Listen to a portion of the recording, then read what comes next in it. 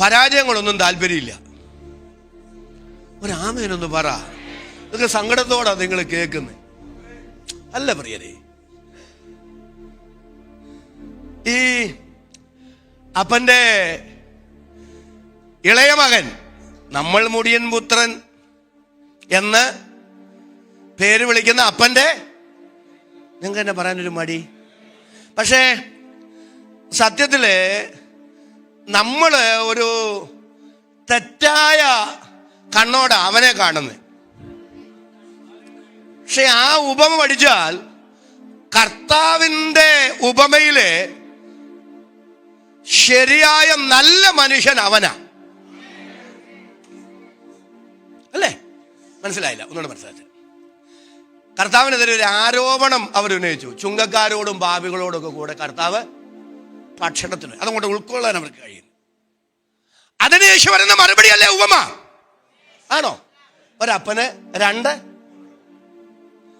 അപ്പൊ ഇളയവനെ അപ്പനോട് പറഞ്ഞു, എനിക്ക് തരാനുള്ളത് തന്നേരെ.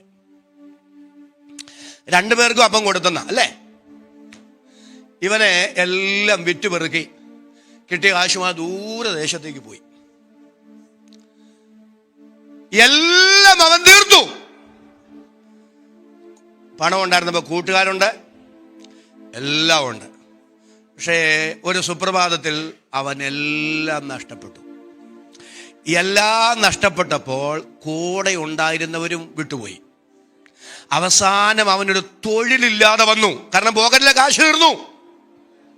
തൊഴിൽ അന്വേഷിച്ച് നടന്നപ്പോഴാ യഹൂദന് ഒരിക്കലും ഉൾക്കൊള്ളാൻ കഴിയാത്ത പന്നികളെ മേയ്ക്കുന്ന, നിങ്ങളൊരു കാര്യം മനസ്സിലാക്കണം, അവൻ അവിടെ നിൽക്കുമ്പോ അവന്റെ യജമാനൻ ഒരു ക്രൂരനാ. എന്നെ അത്ഭുതപ്പെടുത്തിയ കാര്യം, പന്നി തിന്നുന്ന വാളവരെ പോലും ഇവന് കൊടുക്കുകയില്ല. നിങ്ങൾക്ക് മനസ്സിലായോ?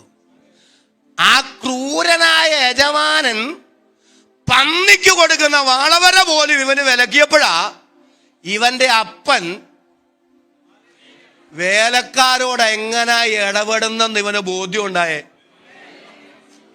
ഇവൻ പറയുന്നൊരു വാദ്യമുണ്ടോ? എന്റെ ദൈവമേ, എന്റെ അപ്പനെ എന്റെ വീട്ടിൽ വേലക്കാര് തിന്നിട്ട് വേസ്റ്റാക്കുക, ഇവൻ എനിക്ക് വേസ്റ്റ് പോലും തിന്നാൻ തരികയില്ല. എപ്പോഴാ അവന്റെ കണ്ണ് തുറന്നേ? ഒരു നല്ല ആമയും പറ.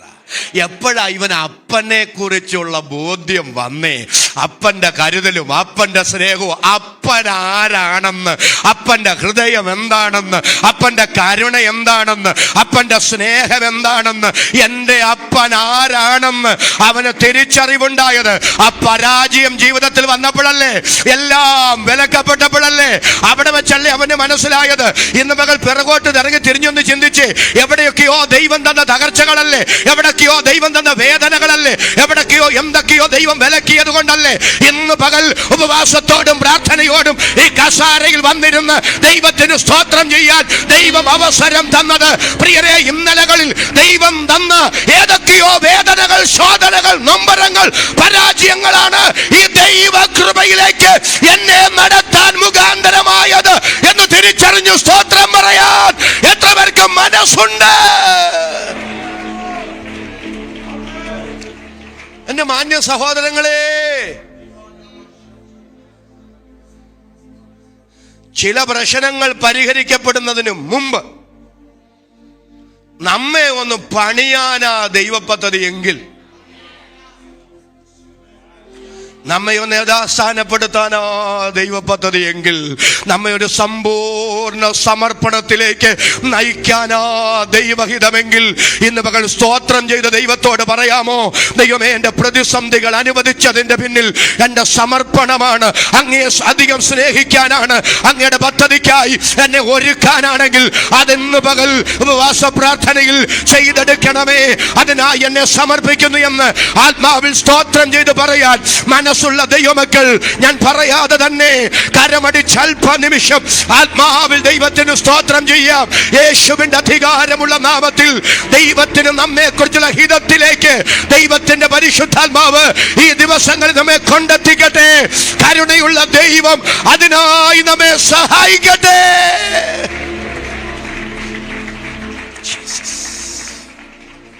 ആ ഭാഗത്തേക്ക് ഞാൻ ഒരു ആശയക്കുഴപ്പം കൊണ്ട് നിങ്ങൾ പോകണ്ട. അവിടെ പറയുന്ന അപ്പൻ്റെ ഇളയ മകൻ നമ്മളാ. രാമേനെന്ന് പറ. ജാതികളാ. കാരണം ജാതികളോടും കൂടെ ഭക്ഷണം കഴിക്കാൻ പോയതിനല്ലേ, ചുങ്കക്കാരോടും പാപികളോടും കൂടെ അവനാ ഇവൻ. മറ്റവൻ യഹൂദന്റെ പ്രതിനിധിയാ. ആര്? മൂത്ത മകൻ, സ്വയനീതിക്കാരൻ. അവൻ പറഞ്ഞു ഞാൻ അപ്പ. നിങ്ങളെല്ലാവരും എൻ്റെ കൂടെ വരണേ.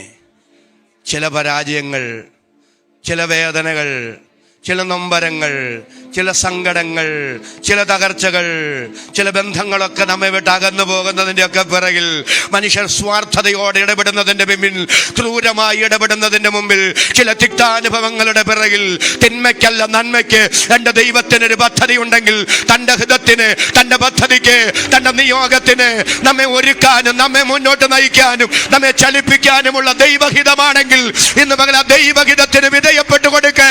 ഞാൻ നിങ്ങളെ കുറിച്ച് നിരൂപിക്കുന്ന നിരൂപണങ്ങൾ ഇന്നവയെന്ന് ഞാൻ അറിയുന്നു. അവ തിന്മയ്ക്കായുള്ള നിരൂപണങ്ങളല്ല, നന്മയ്ക്കായുള്ളവയത്രേ എന്ന് യഹോവയുടെ അരുളപ്പാട്.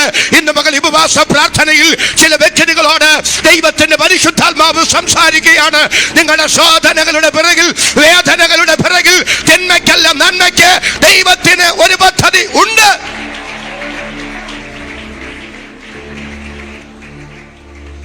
വിഷയത്തിലേക്ക് നമുക്ക് മടങ്ങി വരണ്ടേ. പത്രോസിന്റെ പടക് നിറഞ്ഞു, വല നിറഞ്ഞു.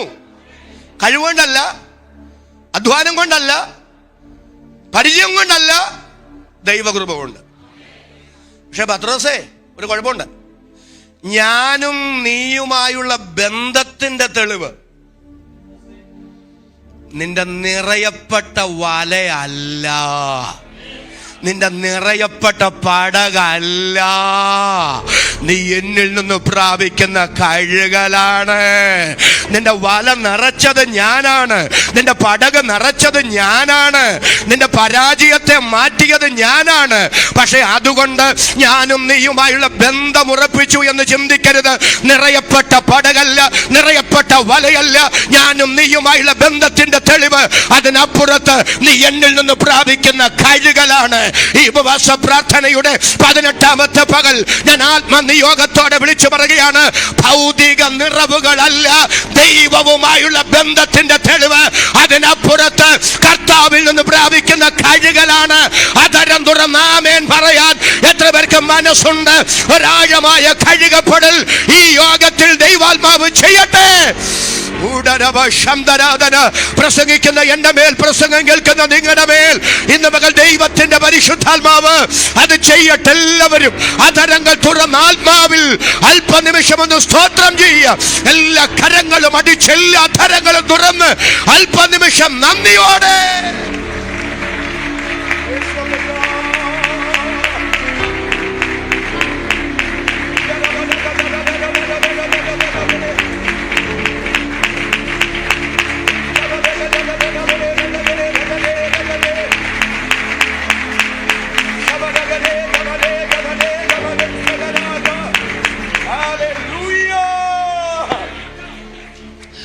മറ്റൊരു ഉദാഹരണം കൂടെ ഞാൻ പറയാം. പത്രോസിന്റെ ജീവിതത്തിൽ നിന്ന് തന്നെ. 5 അപ്പവും ആരാ പറഞ്ഞ 5 അപ്പവും 2 മീനിന്റെയും കാര്യം? ഇവിടെ പറഞ്ഞു. എല്ലാവരും ശ്രദ്ധിച്ചേ. 5 അപ്പവും 2 മീനും കൊണ്ട് കർത്താവ് ഒരു നല്ല ആമേൻ പറഞ്ഞു പറ 5000 പുരുഷന്മാരെ, സ്ത്രീകളുടെയും കുട്ടികളുടെയും സംഖ്യ അവിടെ പറയുന്നില്ല. അതുകൊണ്ട് നമുക്ക് ഒരു സംഖ്യ എടുപ്പ് നടത്തണ്ട. ഏതായാലും ഒരു കാര്യം സത്യമാണ്, പുരുഷന്മാരെക്കാൾ കൂടുതലാകാനാ സാധ്യത. ആര് പറ? സ്ത്രീകളും. കാരണം വേദവസം ഒരിക്കലും കർത്താവ് ചെയ്ത അത്ഭുതങ്ങളെല്ലാം ഒരിക്കലും പെരുപ്പിക്കാറില്ല, പരിമിതപ്പെടുത്താറേ ഉള്ളൂ. ഒരു നല്ല ആമേനൊന്ന് പറ. ഒരിക്കലും അതെന്ത് ചെയ്യാറില്ല. നിങ്ങൾ എന്നോട് വരുന്നില്ല. അപ്പം 5000 പുരുഷന്മാർ അത്ര എടുക്കട്ടെ. ഈ 5000 പുരുഷന്മാർ തിന്ന് തൃപ്തരായി. അവസാനം എത്രയാ മിച്ചം വന്നെന്നറിയോ? നിങ്ങളെല്ലാവരും ഇവിടെ വരുന്നില്ല. എൻ്റെ കൂടെ വരുന്നില്ലെന്ന് പറഞ്ഞാൽ എൻ്റെ ആശയത്തോട് ചേർന്ന് വരുന്നില്ല. അവസാനം മിച്ചം വന്നത് 12. അതെന്നെ 12 കൊട്ട മിച്ചം വരാൻ കാരണം? അതെന്നെ 13 കൂടാഞ്ഞേ? അതെന്താ 11 കുറയാഞ്ഞേ? എനിക്ക് മനസ്സിലായ ഒരു കാര്യം ഞാൻ പറയാം. വിളമ്പിയത് 12 പേരാ. ഒരു ആമേനെന്ന് പറഞ്ഞു. കർത്താവ് ഒരിക്കലും പറഞ്ഞില്ല വിളമ്പിക്കോ വിളമ്പിക്കോ വിളമ്പിക്കോ. വിളമ്പി കഴിയുമ്പോൾ ഓരോ കൊട്ട അപ്പം തരാമെന്ന് ആരോടും പറഞ്ഞില്ല. അവസാനം ഞങ്ങൾക്ക് ഓരോ കൊട്ട കിട്ടുമെന്നുള്ള പ്രതീക്ഷയിലല്ല ഇവർ വിളമ്പിയതും. പ്രതിഫലേച്ഛ കൂടാതെ അവരെ ഏൽപ്പിച്ചത് അവര് വിശ്വസ്തയോടെ ചെയ്തു. വിശ്വസ്തയോടെ ഏൽപ്പിച്ചത് ചെയ്യുന്നവന് മിച്ചം കൊടുക്കുക ദൈവത്തിന്റെ നീതിയാണ്. തിരുവെഴുത്ത് പറയുന്നു, എല്ലാവരും സ്തോത്രം ചെയ്തെന്ന് പറ. വിശ്വസ്തത ഭൂമിയിൽ നിന്ന് മുളയ്ക്കുന്നു. എന്നോട് ചേർന്ന് ആമേൻ പറയാൻ എത്ര പേർക്ക് മനസ്സുണ്ട്? നീതി സ്വർഗത്തിൽ നിന്ന് നോക്കുന്നു.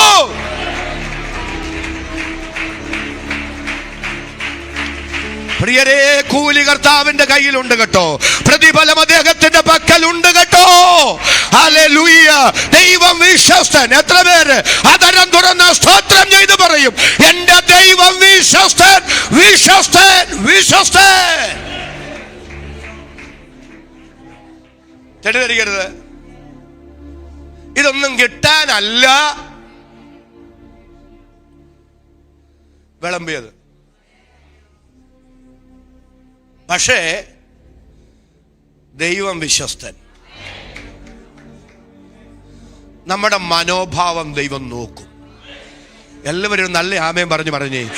അന്തർഭാഗത്തിലെ സത്യമല്ലോ നീ ഇച്ഛിക്കുന്നത്, അന്തരംഗത്തിൽ എന്നെ ഞാൻ അനുഗ്രഹിപ്പിക്കണമേ. ദൈവം ഹൃദയങ്ങളെയും ഉൾപ്പൂവുകളെയും ആരായുന്ന ദൈവമാണ്. നമ്മുടെ നിരൂപണങ്ങളെ ദൂരത്തു നിന്ന് പോലും ഗ്രഹിക്കുന്ന മഹാദൈവത്തെയാണ് സ്തോത്രം ചെയ്ത് ആരാധിക്കുന്നതെങ്കിൽ, കൃപ ലഭിച്ച ദൈവമക്കളെ, എന്തിനു നിരാശ, എന്തിനു വേദന? അതരം തുറന്ന് സ്തോത്രം ചെയ്ത് പറ. എന്നെ ഉള്ളതുപോലെ അറിയുന്ന, എന്റെ ഹൃദയത്തിന്റെ പരമാർത്ഥത അറിയുന്ന, എന്റെ ഹൃദയത്തിന്റെ നിഷ്കളങ്കത അറിയുന്ന ഒരു ദൈവം ഉയരത്തിൽ ജീവിക്കുന്നു. വിശ്വസ്തത, എന്നോട് ചേർന്ന് പറയണം, വിശ്വസ്തത ഭൂമിയിൽ നിന്ന് മുളയ്ക്കുന്നു, നീതി സ്വർഗത്തിൽ നിന്ന്. ചേർന്ന് ചേർന്ന് അബ്രഹാം തന്റെ മകനായ ഇസ്ഹാക്കിന് ഒരു വധുവിനെ അന്വേഷിക്കാൻ എലയാസറിനെ പറഞ്ഞു വിടുക അല്ലേ? ആണോ? 16 അബ്രഹാമിന്റെ ദാസൻ പോകുമ്പോൾ ഭയങ്കര ടെൻഷനുണ്ട്. കാരണം ഒരു വലിയ ഉത്തരവാദിത്വമാണ്. മാനുഷികമായി ഇതെങ്ങനെ ചെയ്യുമെന്ന് ഒരെത്തും പിടിയില്ല. ആ പട്ടണത്തിലേക്ക് പ്രവേശിക്കുമ്പോൾ അവിടെ ഒരു കിണറുണ്ട്.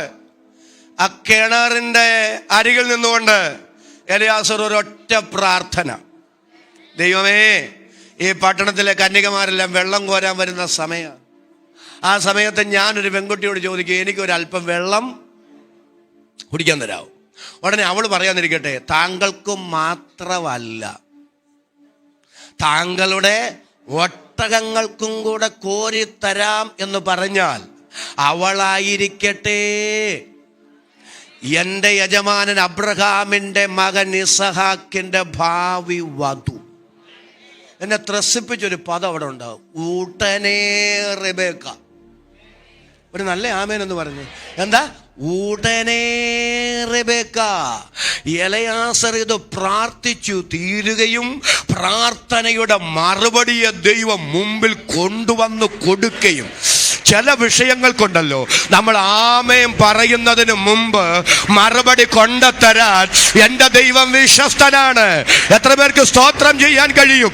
ആത്മനിയോഗത്തോടെ ദൈവഹിതത്തിനനുസരിച്ച് ചലിച്ചാൽ നമ്മുടെ പ്രാർത്ഥനാ വിഷയങ്ങളെ നമ്മൾ പ്രതീക്ഷിക്കുന്നതിനേക്കാൾ വേഗതയിൽ, നാം ചിന്തിക്കുന്നതിനേക്കാൾ ശീഘ്രഗതിയിൽ നമ്മുടെ മുമ്പിൽ കൊണ്ടുവന്നു തരാൻ ദൈവം വിശ്വസ്തനാണ്. ഉടനെ റിബേക്ക, ഇന്ന് പകൽ ദൈവാത്മാവിൽ ഞാൻ വിളിച്ചു പറയുന്നു, ചില കാര്യങ്ങൾ അധികം നീളില്ല. ഉടനെ അടിയന്തരമായി ദൈവം ചെയ്യേണ്ട ചില മേഖലകളിൽ ഇന്ന് പകൽ ചില ദൈവപ്രവൃത്തി വെളിപ്പെടുമെന്ന് ദൈവാത്മാവ് അതിശക്തമായി ചിലരോട് ദൈവാലോചന ഇന്ന് പകൽ വിളിച്ചു പറയുകയാണ്.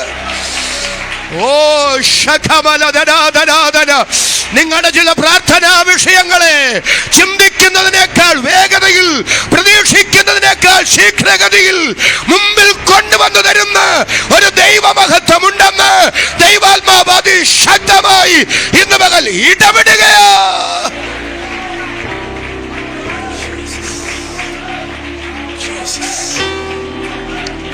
Glory, hallelujah. Glory, hallelujah. ഹൃദയം നുറുങ്ങി, മനസ്സ് തകർന്ന് എന്ത് ചെയ്യണമെന്നറിയാൻ കഴിയാതെ, മാനുഷികമായ അസാധ്യതകളുടെ നടുവിൽ, മാനുഷികമായ പരിമിതികളുടെ നടുവിൽ എത്തും പിടിയുമില്ലാതെ ഈ വിഷയം എങ്ങനെ ഞാൻ കൈകാര്യം ചെയ്യും എന്നോർത്ത് വ്യാകുലപ്പെടുന്ന ചിലരോട് ഇന്ന് പകൽ ദൈവാത്മാ വചനത്തിലൂടെ അതിശക്തമായ ദൈവാലോചന കൈമാറുകയാണ്.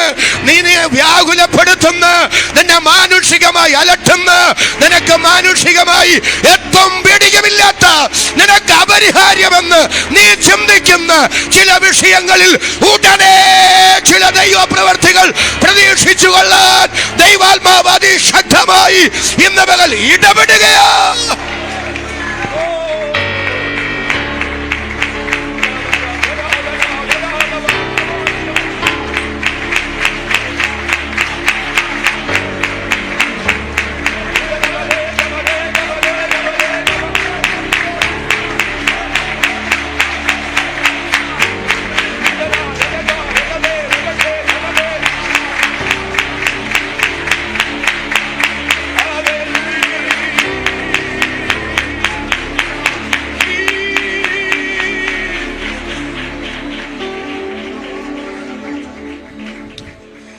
എഴുതി വെച്ചോ, ഞാൻ ഈ പറയുന്ന ദൂത് ഇത് യഹോവയാൽ സംഭവിച്ചു.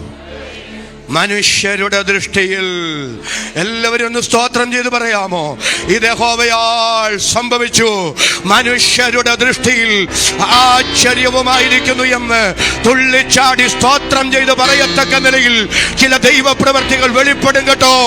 ഉടനെ എലിയാസർ ഇങ്ങനെ പറഞ്ഞു തീർന്ന ഉടനെ ദൈവപ്രവൃത്തി വെളിപ്പെട്ടു വന്നതുപോലെ നമ്മുടെ ചില പ്രാർത്ഥനാ വിഷയങ്ങളിൽ ദൈവപ്രവൃത്തി ഉടൻ വെളിപ്പെട്ടു വരുമെന്ന് ഇന്ന് പകൽ ദൈവാത്മാവ് ചിലർക്ക് ഉറപ്പു തരുന്നു. എന്നോട് ചേർന്ന് ആമേൻ പറയാൻ എത്ര പേർക്ക് ആത്മാവിൽ നിയോഗമുണ്ട്? അവർക്കായി ഞാൻ ദൈവത്തെ സ്തുതിക്കുന്നു.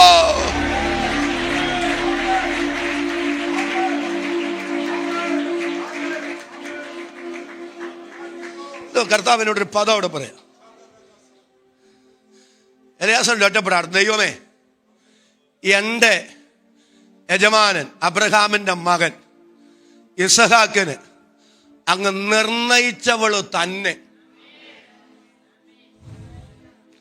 ഒരാമേൻ എന്ന് പറയാം. വരട്ടെ ദൈവമേ, നിർണയിച്ചവളെ തന്നെ കാണിച്ചു തരണേ ദൈവമേ, നിർണയിച്ചവള് തന്നെ ആയിരിക്കട്ടെ ദൈവമേ. അപ്പം എലിയാസർ ഒരു കാര്യമുണ്ട്, ഞാനായി ഇനി ഒരാളെ തേടി പിടിക്കണ്ട. ഒരാമേൻ എന്ന് പറ. ദൈവമായി നിർണയിച്ച ആളെ തമ്പുരാൻ കൂട്ടിക്കൊണ്ട് വരും, ദൈവം മുമ്പിൽ കൊണ്ടുവന്ന് തരും. ഇന്ന് പകൽ സ്തോത്രം ചെയ്തെന്ന് പറ. ദൈവം നിർണയിച്ചിട്ടുണ്ട്, ദൈവം പദ്ധതി ഇട്ടിട്ടുണ്ട്, ദൈവം ഒരുക്കിയിട്ടുണ്ട്. ദൈവം ഒരുക്കിയത്, ദൈവം നിർണയിച്ചത്, ദൈവം കരുതിയത് സമയത്ത് കൊണ്ടുതരാൻ എൻ്റെ ദൈവം വിശ്വസ്തനാണ്. എൻ്റെ യജമാനനായ അബ്രഹാമിന്റെ മകൻ ഇസഹാക്കിന് അങ്ങ് നിർണയിച്ചവൾ ഇന്ന് മകൻ സ്തോത്രം ചെയ്തു പറ. എൻ്റെ തലമുറയ്ക്ക് വേണ്ടി ദൈവം ഒരുക്കിയത്, എനിക്ക് വേണ്ടി ദൈവം ഒരുക്കിയത്, എൻ്റെ ദൈവം എന്റെ മിനിസ്ട്രിക്ക് വേണ്ടി നിർണയിച്ചിട്ടുള്ളത്, എന്റെ തലമുറയ്ക്ക് വേണ്ടി നിർണയിച്ചിട്ടുള്ളത് സമയത്തിന്റെ മുമ്പിൽ കൊണ്ടുവന്നു തരാൻ വിശ്വസ്തനായ ദൈവമാണ്. ഇന്ന് പകൽ ദൈവത്തിന്റെ പരിശുദ്ധാത്മാവ് അതിശക്തമായി ചിലരോട് ഇടപെടുകയാണ്.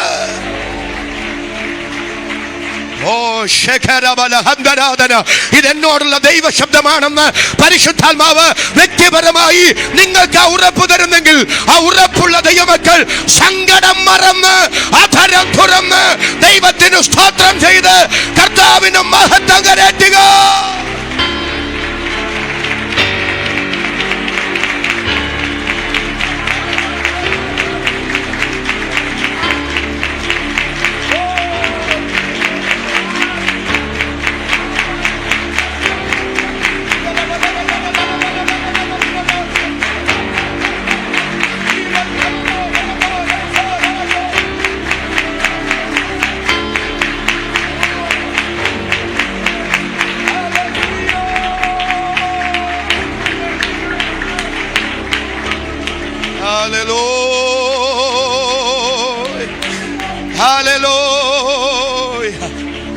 ഇന്ന് പകൽ ഉറപ്പോടെ വിളിച്ചു പറഞ്ഞ ദൈവമക്കൾ, മുൻ നിയമിക്കപ്പെട്ട നാളിൽ ഒന്നുമില്ലാതിരുന്നപ്പോ സകലതും തന്റെ പുസ്തകത്തിൽ എഴുതിയ ദൈവം എനിക്ക് വേണ്ടി, എന്റെ തലമുറയ്ക്ക് വേണ്ടി, എന്റെ മിനിസ്ട്രിക്ക് വേണ്ടി, എന്റെ സഭയ്ക്ക് വേണ്ടി, എന്റെ കുടുംബത്തിന് വേണ്ടി ഒരുക്കിയതും കരുതിയതും സമയത്ത് കൊണ്ടുതരാൻ എന്റെ ദൈവം വിശ്വസ്തനാണ്.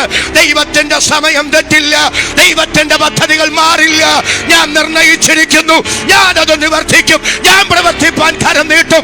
ആരത് തടുക്കും? ദൈവത്തിന്റെ നിർണയത്തിലും ദൈവത്തിന്റെ പദ്ധതിയിലും ദൈവത്തിന്റെ തിരുഹിത പ്രസാദത്തിലും തങ്ങൾക്ക് വേണ്ടി, തങ്ങളുടെ കുടുംബത്തിന് വേണ്ടി, തങ്ങളുടെ തലമുറകൾക്ക് വേണ്ടി, തങ്ങളുടെ മിനിസ്ട്രിക്ക് വേണ്ടി ദൈവം ഒരുക്കിയത് സമയത്ത് കൊണ്ട് തരാൻ എന്റെ ദൈവ വിശ്വസ്തൻ. വിശ്വസിക്കുന്നവർക്ക് വേണ്ടി വ്യാപരിക്കുന്ന ദൈവശക്തി ഇന്ന് പകൽ ഇതിനകത്ത് വ്യാപിക്കട്ടെ. പരിശുദ്ധാത്മാവ് ഇന്ന് പകൽ ചിലരെ സ്പർശിക്കട്ടെ. Glory glory glory glory glory. കർത്താവേ, ഞങ്ങളങ്ങേ സ്തുതിക്കുന്നു, ഞങ്ങളങ്ങേ ആരാധിക്കുന്നു. അങ്ങയുടെ സമയത്തിനായി കാത്തിരിക്കാൻ, അങ്ങയുടെ പദ്ധതിക്കായി കാത്തിരിക്കാൻ ഞങ്ങൾക്ക് കൃപ തരണമേ.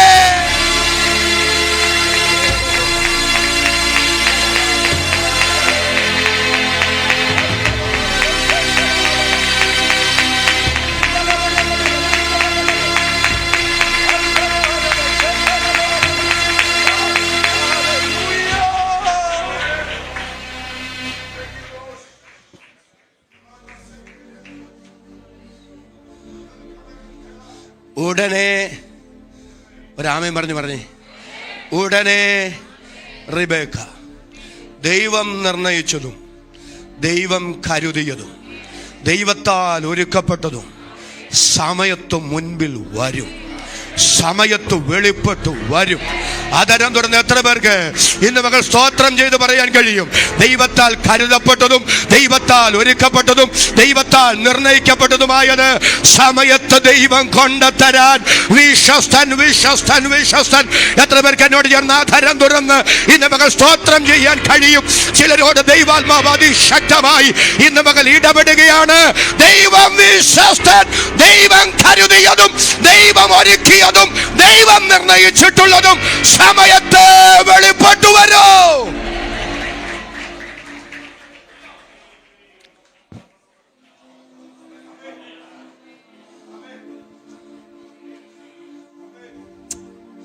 സ്തോത്രം. റിബേക്ക ഇതൊന്നും അറിയുന്നില്ല. പ്ലീസ്, റിബേക്ക ഇതൊന്നും, എലയാസറും ദൈവവും തമ്മിൽ സംസാരിച്ചതൊന്നും. എലയാസർ ചോദിച്ചു, എനിക്കൊരല്പം വെള്ളം തരാ കുടിക്കാൻ. ഉടനെ തോളിൽ നിന്ന് പാത്രം ഇറക്കട്ടെ, ഇവള് പറയാ വേണ്ടുമ്പോളം കുടിച്ചു. അടുത്തൊന്ന് കേട്ടെ, താങ്കൾക്ക് മാത്രമല്ലെന്നേ, താങ്കളുടെ ഒട്ടകങ്ങൾ കൂടെ. ഞാൻ പറയാം, സാമാന്യ ബോധമുള്ള ഒരു പെങ്കൊച്ചും അങ്ങനെ പറയല. കാരണം 1-2 ഒട്ടകങ്ങളല്ല, 10 ഒട്ടകങ്ങളാണ് നിരന്ന് നിൽക്കുന്നത്. 10 ഒട്ടകങ്ങൾക്ക് വെള്ളം കോരി കൊടുക്കാന്ന് പറയുന്നേ. ഒരാമേനെന്ന് പറഞ്ഞ്. വല്ലാത്ത റിസ്കാ. ഇന്നത്തെ പോലുള്ള ഈ ജലസേചന പദ്ധതികളൊന്നും അന്നില്ല. നമ്മൾ വായിക്കുന്ന റിബേക്ക കിണറ്റിൽ ഇറങ്ങി അല്ലേ, പടവുകൾ ചവിട്ടി ഇറങ്ങി, വെള്ളം കോരി കയറി. അപ്പം പടവുകൾ ചവിട്ടി വേണം കിണറ്റിൽ വെള്ളം കോരണം, പടവുകൾ ചവിട്ടി കയറണം. ഇവൾ ഓടുന്നു, ഇവൾ ഇറങ്ങുന്നു, ഇവൾ കോരുന്നു, ഇവൾ കയറുന്നു, ഇവൾ ഒഴിക്കുന്നു, വീണ്ടും ഓടുന്നു. ചുരുക്കി പറഞ്ഞ ഈ പെങ്കൊച്ച് പമ്പരം കറങ്ങുന്ന പോലെ കറങ്ങുക. ഒന്നും രണ്ട് ഒട്ടകങ്ങളാണോ? ഒരു നല്ല ആമേനെന്ന് പറഞ്ഞു. ഇത് ഓടുന്നു, ഇറങ്ങുന്നു, കോരുന്നു, വരുന്നു, വേർക്കുന്നു. ഈ നാട്ടുകാർ ദൂരെ മാറി എന്ന് പറയാൻ സാധ്യതയുള്ള കമൻസ്. നിനക്ക് ഇതിന്റെ വല്ല കാര്യമുണ്ടോ? ഒരു നല്ല ആമേൻ പറ. ഇങ്ങനെ നിന്റെ അമ്മാച്ചനാണോ? പേരപ്പനാണോ? ഒരു നല്ല ആമേനെന്ന് പറ. ഇങ്ങനെ നീ ഇതിനു മുമ്പ് കണ്ടിട്ടുണ്ടോ? എങ്ങാണ്ട് ഒന്ന് എവിടേക്കോ പോകുന്ന ഒരു വഴിപോക്കൻ, എവിടെ നിന്നോ വരുന്നു, എവിടേക്കോ പോകുന്നു. അങ്ങേരൽപ്പം വെള്ളം കുടിക്കാൻ ചോദിച്ചപ്പോൾ നീ മര്യാദയ്ക്ക് അങ്ങേർക്ക് വെള്ളം കൊടുത്ത് വിട്ടാ പോരെ? നീ റിസ്ക് ഏറ്റെടുക്കേണ്ട വല്ല കാര്യമുണ്ടോ? പക്ഷെ ആരും നിർബന്ധിച്ചത് കൊണ്ട് അവൾ ഏറ്റെടുത്ത റിസ്ക് അല്ലത്. നാട്ടുകാരെ കാണിക്കാനൊട്ട് ഓടുന്നതുമല്ല, ആരെയും കാണിക്കാനൊട്ട് ഇറങ്ങുന്നതുമല്ല, ആരെയും ബോധ്യപ്പെടുത്താനൊട്ട് വെള്ളം കോരി കൊടുക്കുന്നതുമല്ല, ആരെയും കാണിക്കാനല്ല, ആരെയും ബോധിപ്പിക്കാനല്ല. അവളുടെ അകത്ത് ദൈവം കൊടുത്തൊരു നിയോഗത്തെ അവൾ ഏറ്റെടുക്കുകയാണ്. അതരം തുറന്ന് സ്തോത്രം പറയാൻ എത്ര പേർക്ക് ഈ രാത്രി പകൽ മനസ്സുണ്ട്? അവർക്കായി ഞാൻ ദൈവത്തെ സ്തുതിക്കുന്നു. സഹോദരങ്ങളെ, നിയോഗത്തെ മാറ്റിവെക്കല്ലേ. ഒരാമേനൊന്ന് പറ. ഇച്ഛിക്കുക എന്നതും പ്രവർത്തിക്കുക എന്നതും ദൈവമാ തിരുവുള്ള ഉണ്ടായിട്ട് ചെയ്യുന്നേ. ഈ പെങ്കൊച്ചിന്റെ സ്ഥാനത്ത് വേറെ ഒരു പെങ്കൊച്ചും അങ്ങനെ ചെയ്യില്ല. മാനുഷികമായി നോക്കിയാൽ ഇവളും അങ്ങനെ ചെയ്യില്ല. പക്ഷെ ഇച്ഛിക്ക എന്നതും, ഒന്ന് സ്തോത്രം ചെയ്ത് പറഞ്ഞ്, പ്രവർത്തിക്ക എന്നതും ദൈവമാണ് തിരുവുള്ളമുണ്ടായിട്ട് ചെയ്യുന്നത്. അപ്പോൾ അവളുടെ ഹൃദയത്തിനകത്ത് നീ വെള്ളം കോര, നീ വിയർക്ക, നീ കോരിക്കൊടുക്ക്, നീ ഒട്ടകങ്ങൾക്ക് കൊടുക്ക് എന്ന് ഇച്ഛിക്കാൻ, പ്രവർത്തിക്കാൻ അകത്ത് പ്രവർത്തിച്ചൊരു ശക്തിയുണ്ട്. അതാ ദൈവത്തിന്റെ ശക്തിയെങ്കിൽ, അതാ ദൈവത്തിന്റെ നിയോഗമെങ്കിൽ ഇന്ന് സ്തോത്രം ചെയ്തു പറ. എന്റെ ബുദ്ധിക്കനുസരിച്ച്, എന്റെ കണക്കുകൂട്ടലുകൾക്കപ്പുറത്ത്, എന്റെ മാനുഷിക ചിന്തയ്ക്ക് അനുസരിച്ച് നീങ്ങുന്ന ഒരു ശുശ്രൂഷയല്ല, ഒരാത്മിക ജീവിതമല്ല. ദൈവഹിതത്തിന്, ദൈവിക നിയോഗത്തിന് ചലിക്കുന്ന ഒരാത്മമണ്ഡലം എനിക്ക് വേണ്ടി തുറന്നു തരണമെന്ന് സ്തോത്രം ചെയ്ത് പ്രാർത്ഥിക്കുന്ന എത്ര പേർ ഇവിടെ വന്നിട്ടുണ്ട്? അവർക്കായി ഞാൻ ദൈവത്തെ സ്തുതിക്കുന്നു.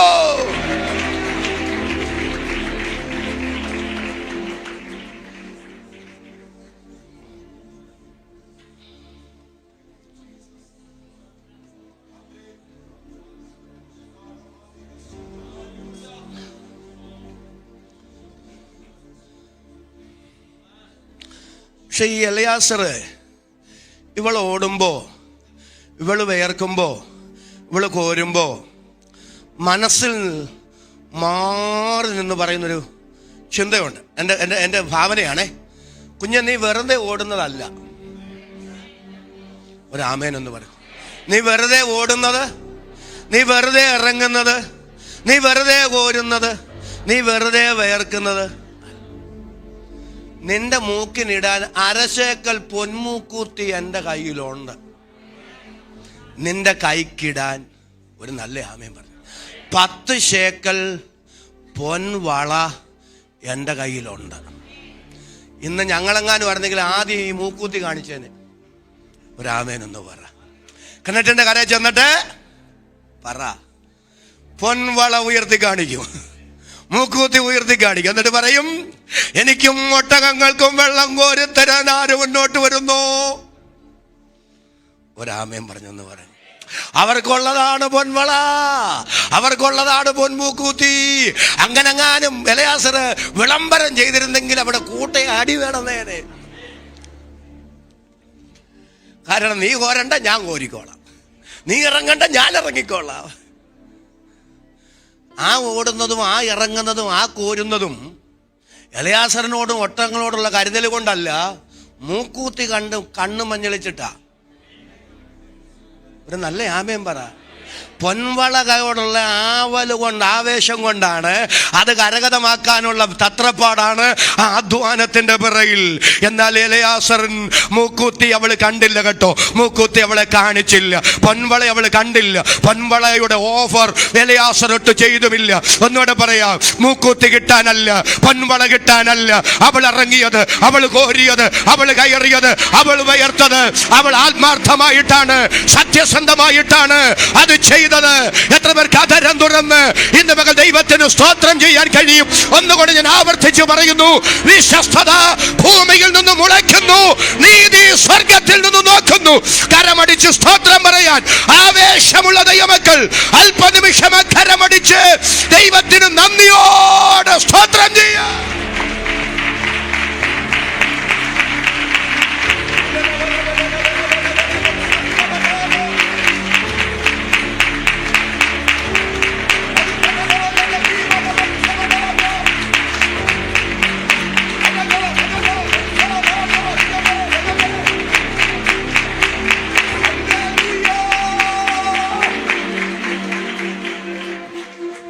ഞാൻ ഇങ്ങനെ അതിനൊന്ന് വ്യാഖ്യാനിക്കുകയാണ്.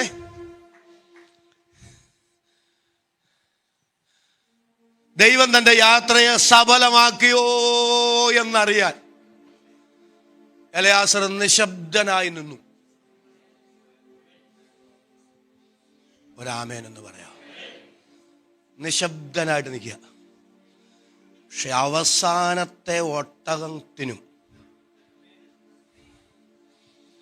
വെള്ളം കോരി കൊടുത്ത് കഴിഞ്ഞപ്പോൾ അവൾക്ക് മൂക്കൂത്തി കൊടുത്തു. ഒരാമേൻ എന്ന് പറഞ്ഞ് അവൾക്ക് പൊൻവളയും കൊടുത്തു. ദൈവത്തെ സേവിച്ചാൽ, ഒരാമേൻ എന്ന് പറ, സത്യസന്ധമായി സേവിച്ചാൽ, ആത്മാർത്ഥതയോടെ സേവിച്ചാൽ, ഹൃദയപരമാർത്ഥതയോടെ സേവിച്ചാൽ, എൻ്റെ ദൈവം ആർക്കും കടക്കാരനല്ല. എല്ലാവരും എത്ര പേര് സ്തോത്രം ചെയ്ത് പറയും, എൻ്റെ ദൈവം ആർക്കും ബാധ്യതയല്ല. ആ ഉറപ്പുള്ള, ആ ധൈര്യമുള്ള, ആ ബോധ്യമുള്ള, അല്ല അനുഭവമുള്ള ദൈവമക്കളാണ് ഇന്ന് മകൾ ഇതിനകത്ത് വന്നിരിക്കുന്നത്. എന്നോട് ചേർന്നതിന് ആമേൻ പറയാൻ എത്ര പേർക്ക് മനസ്സുണ്ട്? അവർക്കായി ഞാൻ ദൈവത്തെ സ്തുതിക്കുന്നു. ഞാൻ പറഞ്ഞ നിങ്ങൾ തെറ്റിദ്ധരിക്കരുത്. നമ്മൾ കർത്താവിനെ അറിയുന്നത് കൊണ്ട് ധാരാളിത്തത്തിന് ധാരാളം തരുമെന്നല്ല, നമ്മുടെ ആവശ്യങ്ങൾക്കെല്ലാം. ആമേൻ പറയാവോ? നമ്മുടെ ആവശ്യങ്ങൾക്കെല്ലാം വിശ്വസ്തയോടെ നമുക്ക് വേണ്ടി പ്രവർത്തിക്കുന്ന ഒരു നല്ല ദൈവം ജീവിക്കുന്ന പ്രിയരെ. നമ്മുടെ അനുഭവം അതല്ലേ പ്രിയരെ? ഇന്ന് പകലും ആ അനുഭവം അത് ജീവിതത്തിൽ അനുഭവമാക്കുന്ന, ആ ദൈവിക അനുഭവങ്ങളിലൂടെ കടന്നു പോകുന്ന, അതിൽ ദൈവത്തിന് നന്ദിയും സ്തോത്രവും പറയുന്ന എത്ര അഭിഷിക്തന്മാർ ഇവിടെ വന്നിട്ടുണ്ട്, എത്ര ദൈവമക്കൾ ഇവിടെ വന്നിട്ടുണ്ട്. ദൈവമേ, അങ്ങെത്ര വിശ്വസ്തൻ, അങ്ങെത്ര വിശ്വസ്തൻ, അങ്ങെത്ര വിശ്വസ്തൻ. ഹല്ലേലൂയ. പക്ഷേ റിബേക്കേ, ഇതെല്ലാം പ്രോത്സാഹന സമ്മാനം മാത്ര. ഒരാമേനൊന്ന് പറ. മൂക്കുത്തിയും പൊൻവളയും പ്രോത്സാഹന സമ്മാന. പക്ഷെ ഇത് തീർന്നില്ല, ഇതുകൊണ്ടൊന്നും ആയില്ല. നീ എവിടെയൊക്കെയാ ചെല്ലാൻ പോകുന്നറിയോ? ബഹുസമ്പന്നനായ അബ്രഹാമിന്റെ മകൻ ഇസഹാക്കിന്റെ ഭാവി വധുവായി നീ അങ്ങോട്ട് പോവാ. നീ അവിടെ ചെല്ലുമ്പോഴുണ്ടല്ലോ അദ്ദേഹത്തിനുള്ളതെല്ലാം. നിങ്ങളൊരു നല്ല ആമേൻ പറഞ്ഞ എന്നോട് വന്നേ. അദ്ദേഹത്തിനുള്ളതെല്ലാം നിന്റേതായി മാറുകയാണ്. ഇപ്പൊ കിട്ടുന്നതെല്ലാം വെറുതെ പ്രോത്സാഹന സമ്മാനമാണ്. എന്നാൽ ഇനി ലഭ്യമാകാൻ പോകുന്നതാണ് നിനക്ക് വേണ്ടി ഒരുക്കി വെച്ചിട്ടുള്ളത്. ഈ ഭൂമിയിൽ നമുക്ക് കിട്ടുന്നതിന് അമിത പ്രാധാന്യം കൊടുക്കരുത്. അതെല്ലാം പ്രോത്സാഹന സമ്മാനങ്ങൾ മാത്രമാണ്. എന്നോട് ചേർന്ന് ആമേൻ പറയാൻ എത്ര പേർക്ക് മനസ്സുണ്ട്? അവർക്കായി ഞാൻ ദൈവത്തെ സ്തുതിക്കുന്നു. ഞാനേ രണ്ട് ചിന്തകൾ നിങ്ങളുടെ മനസ്സിലേക്ക് തരാം. അപ്പൊ ഈ റിബേക്കയ്ക്ക് അപ്പ കൊടുത്തത് പ്രോത്സാഹന സമ്മാനവും പറ. അബ്രഹാമിന്റെ മകന്റെ ഭാര്യ എന്ന നിലയിൽ കിട്ടാൻ പോകുന്ന അദ്ദേഹത്തിനുള്ള മുഴുവൻ സമ്പത്തും നിന്റേതും കൂടെ ആകാൻ പോവാ. ഈ ദൈവത്തെ സേവിക്കുന്ന ഒരു നഷ്ടമല്ല. ഒരു ആമേനൊന്ന് പറ. പക്ഷെ അത് മൂക്കൂത്തിക്ക് വേണ്ടി ആകല്ലേ. ഒന്ന് സ്വോത്രം പറഞ്ഞ്. ചാകാൻ നേരം ഇട്ടേച്ച് പോകേണ്ടുന്ന ഇവിടുത്തെ പ്രോത്സാഹന സമ്മാനങ്ങൾക്കാകരുത്. അങ്ങനെ ആയാൽ അത് അപകടമാണ്. പക്ഷെ പരമാർത്ഥതയോടെ നിത്യതയുടെ വെളിപ്പാടോടെ ദൈവത്തെ സേവിച്ചാൽ ഇഹത്തിലും പരത്തിലും നമുക്കത് അനുഗ്രഹമാണ്. എന്നോട് ചേർന്ന ആ വാക്കിന് സ്തോത്രം പറയാൻ എത്ര പേർക്ക് മനസ്സുണ്ട്? അതൊരു നഷ്ടമല്ല, അതൊരു അനുഗ്രഹമാണ്, അത് ലാഭമാണ്, അത് നേട്ടമാണ്, അത് ഉയർച്ചയാണ്.